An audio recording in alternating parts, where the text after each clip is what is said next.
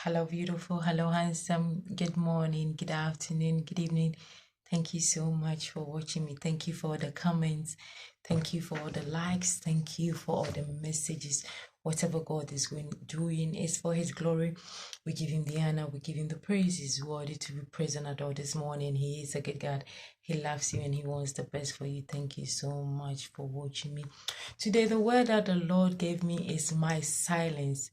My silence. You all know that today is what?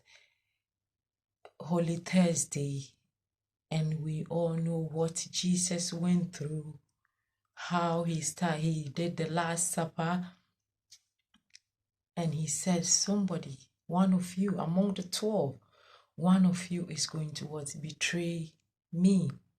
If I say me now, I mean Jesus. He said that. And Judas went to betray Him. How did he do that? With a kiss. I mean, in the midst of all that, God was there. He just watched His Son. He just allowed them to do whatever they wanted to do with His Son, His precious Son. He allowed it. This gives us the insight of what Christianity is not that everything is going to be all right. All the time, everything is going to be all right. We're not going to suffer. There will be a time that we will feel that we have been rejected. As Jesus went through Holy Thursday, Good Friday, Saturday, reflect on these things and know that there will be a point in your time, in your life, that you will feel that. But you have to remember that Jesus went through it. Jesus went through it. Today, our main Bible reading is, I've already done a bit of reading from Luke 22, verse 1 to 40. I did that one. So I took some, more when I was reading Luke 22. I took a bit of it. I just want us to go through it. I'm going to go through it with you. Luke 22, verse 3.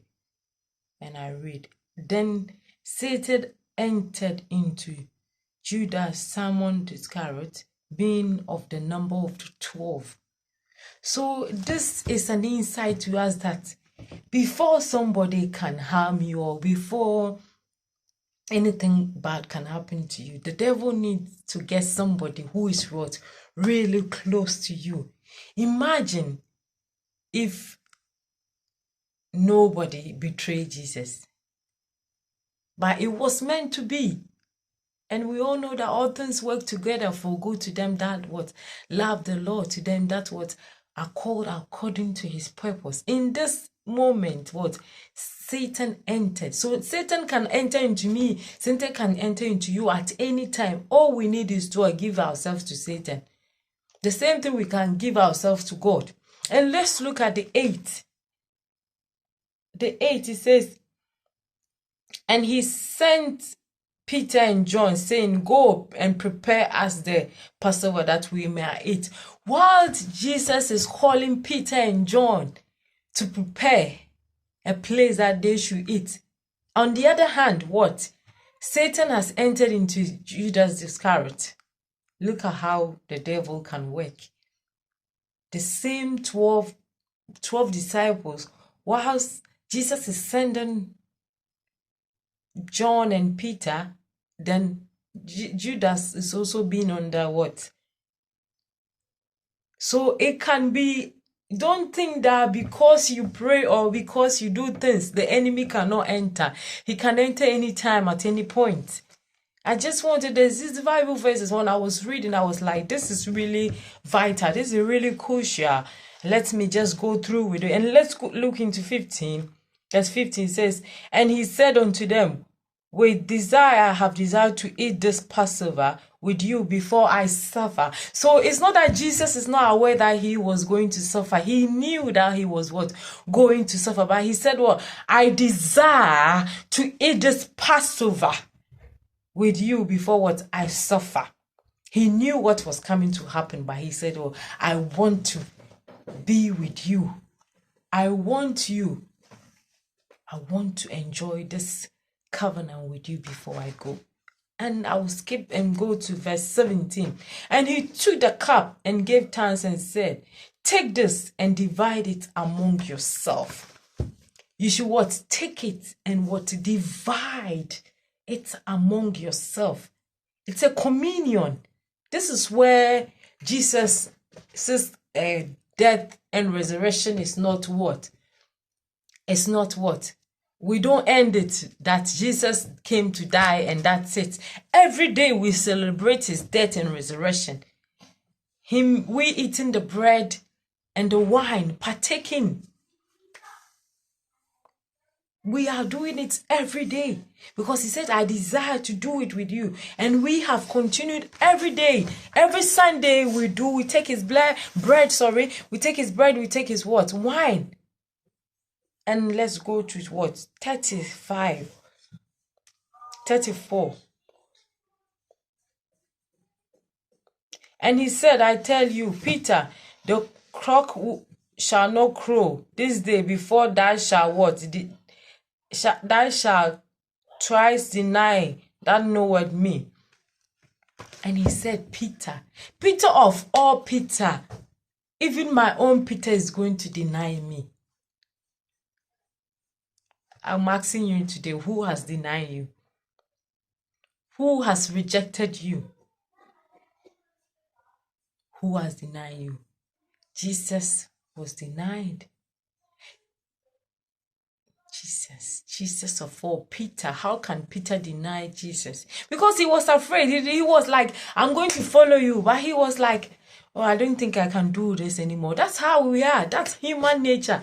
Somebody can just promise you, okay, I'm going to do this, I'm going to do that, I'm going to do this. Then it's like, I don't think I can do what I promised. That is human nature. No, that is human nature. We can say something and we can change at any time because we are not God. And he was withdrawn from them about the stones cast and knelt down and prayed. I will say this prayer, 42, it says, Father, if thou be willing, remove this cup from me. Nevertheless, not my will, but thine be done. Of course, sometimes in our point in life, I will like, oh God, yes, of course, I just want to work and get money where I know that every month I'm getting £1,000, £1,050 every month. Of course, I would love to do that and go to work and come back, and I know that every month I receive £1,000. Every month I receive £1,500. I would love to do that. But Jesus here is teaching us that life is not about our will. So he is teaching me that if he says I shouldn't work, I should just what? Preach. I shouldn't do anything but just do what he tells me. It's not about my will. It's about his will. So that his will be done, not my will. Nevertheless, of course, I would love to have everything I want. I would just go to work in the morning, come back after preaching, go to work, come back, and end of the day, I know that every month I'm receiving this amount. But it's not about me. It's about his will be done. It's about his will. Father, not my will, but what? Yours be done. Not my will, but what? His will be done in your life, in my life. It's not about us. It's about the kingdom. Why did he say that? Why did Jesus come to suffer?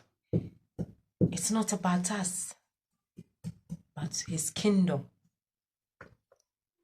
And let's go to 43. And there appeared an angel unto him from heaven, strengthening him. So this is saying that in any point of our time, though you think that you are alone. No, you are never alone. No. You can't be alone. You can never be alone.